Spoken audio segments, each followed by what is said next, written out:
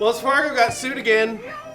They agreed to pay $1.2 billion to settle FHA claims, civil claims, with government regulators from 2001 to 2010. Do you think this makes Wells Fargo mad? You think it makes them say, screw this? Probably don't want to do FHA loans anymore? Do you think this affects your clients, affects your closings, hurts the housing industry? Probably. I can't do... Garrett, put on a different record. Ah, that's much better, much better. Oh yeah, this song reminds me.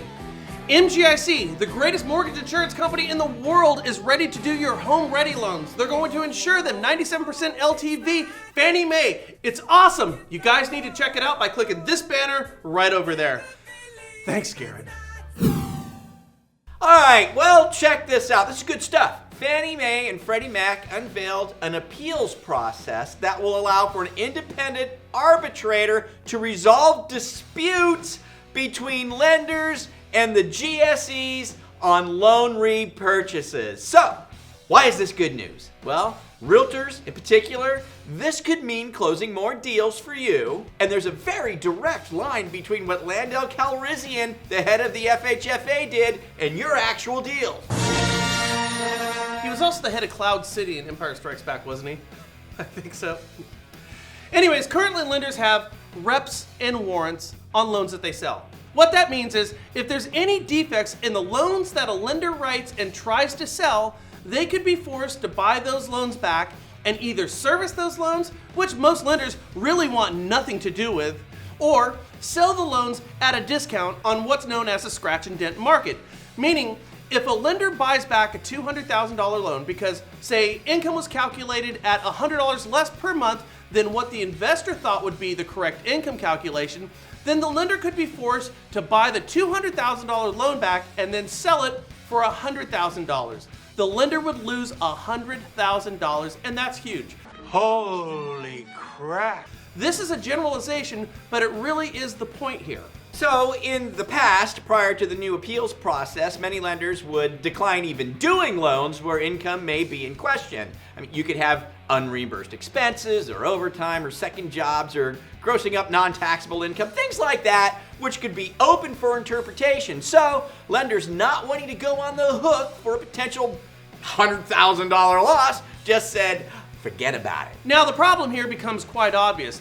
This scenario leaves the borrowers on the outside of home ownership and you, my friends, without closings. I wonder how many agents know how much this stuff affects their effectiveness in being a salesperson. Now look up. Your house is sold.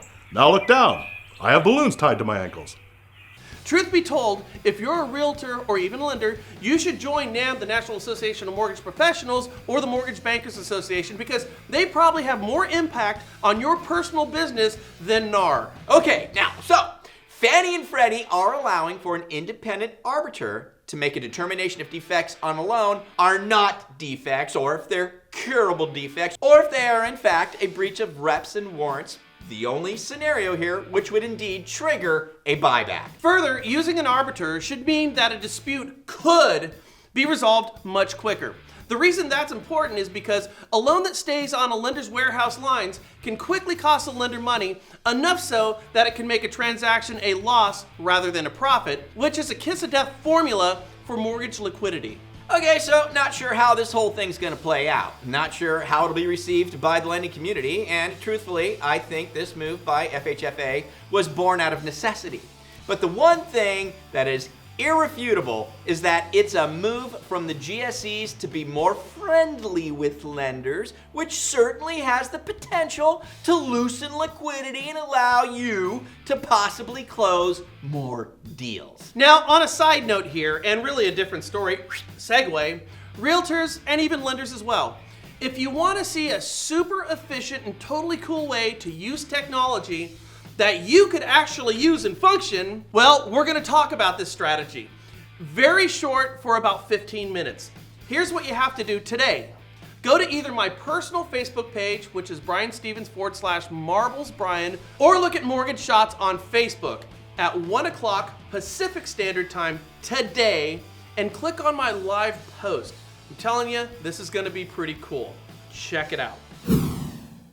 By the way, with the strategy that we're going to show, that I had an interesting conversation with a real estate agent who got a listing on a house. Yes. Okay. Good. And then they were doing this live stream on Facebook. Yes. And they had multiple realtors in the local market looking at this thing while it was going live minutes after they signed the sales contract. Wow. Okay. And they got the house sold. Well, that's interesting.